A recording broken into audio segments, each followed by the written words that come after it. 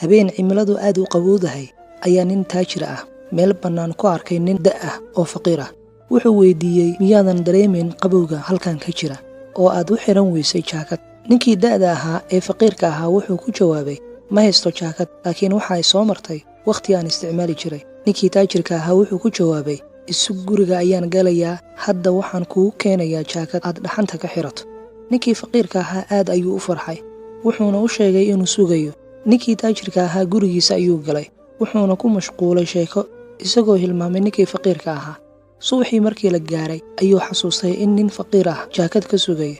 isla markiiba bannaanka ayuu u baxay, wuxuuna arkay ninkii faqiirka ahaa oo u dhintay qabowgii, laakiin wuxuu u dhaafay qormadan.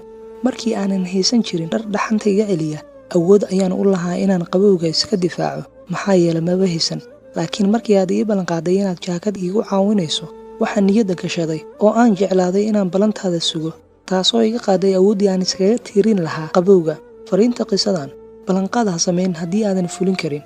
laga yaabay inaysan adiga macno kugu fadhin ballantaas, laakiin ay macno weyn ugu fadhido qof kale.